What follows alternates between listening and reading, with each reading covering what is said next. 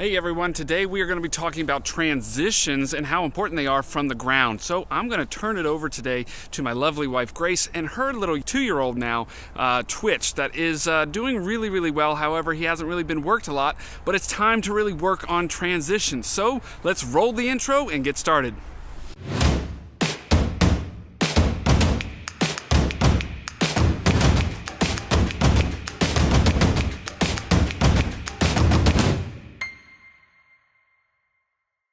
Hey guys, so I know it's been a while since I posted a video update of Twitch, so I thought we would do something today with him.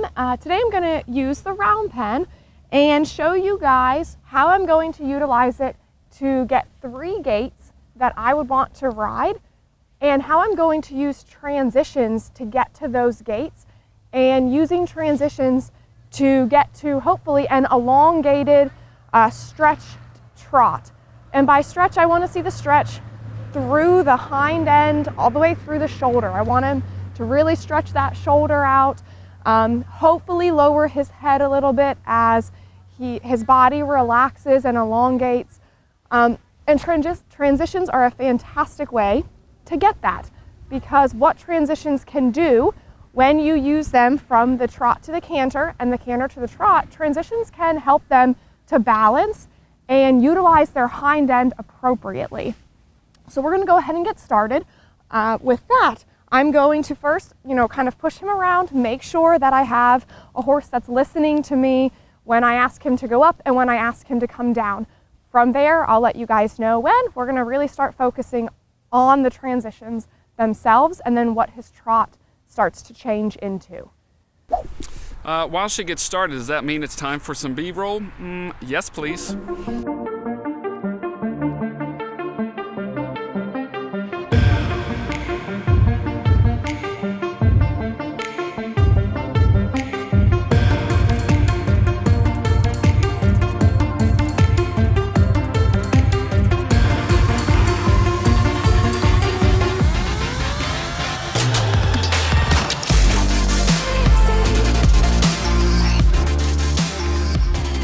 As you guys can see, his trot is pretty lazy at the moment. There's not a lot of stretch through the shoulder.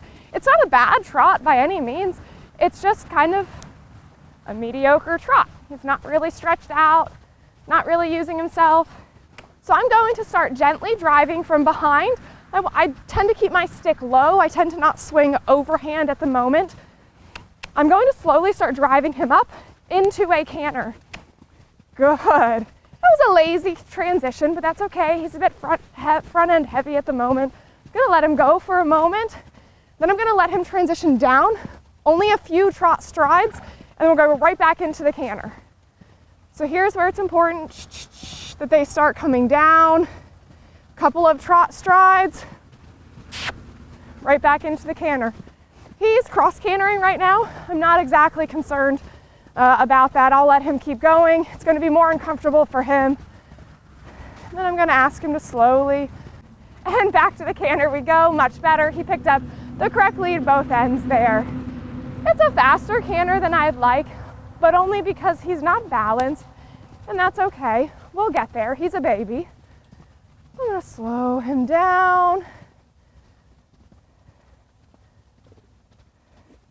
I'm going to keep him at the trot now for a moment.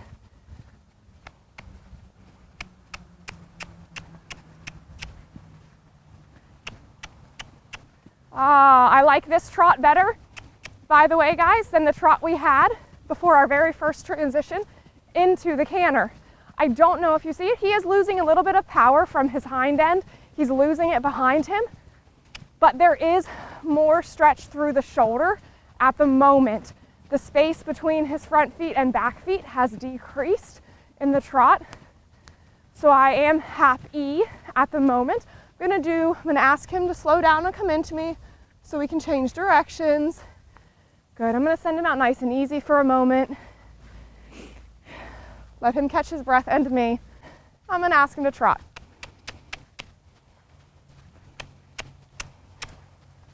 Very lazy trot.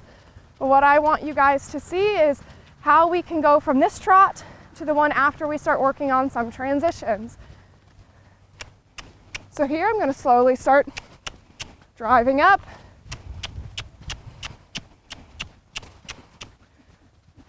Nice. Much better.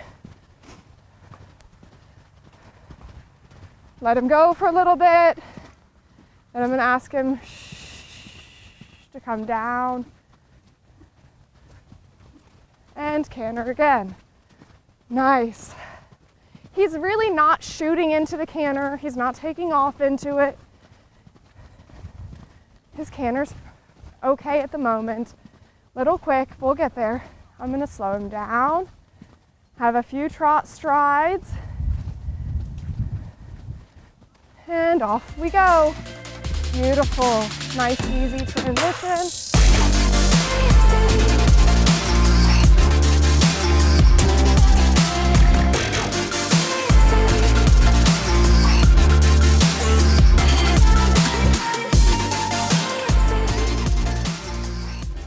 And transition in. It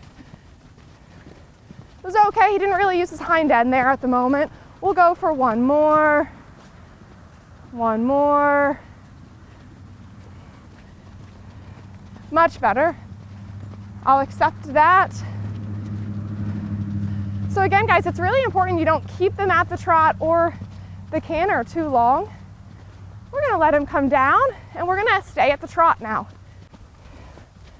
What I see here, he's definitely using himself much more than he was in the beginning, going in this direction at the trot.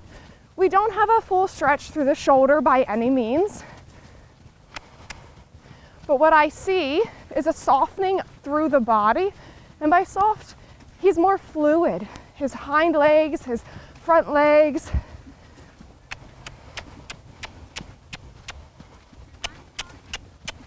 Good. His eye is soft. He's not stressed out. I'm not running him like crazy.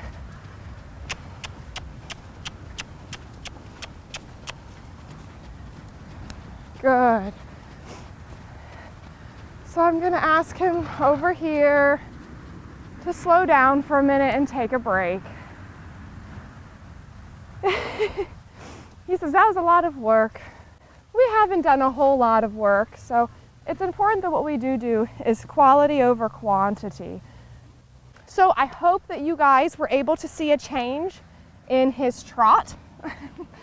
And I hope that you guys were able to see how the transitions got smoother for him, how he used his hind end more into the canter, and how after some of the transitions up and down, the trot itself got smoother, more elongated, and there was more stretch from the hind end through the shoulder.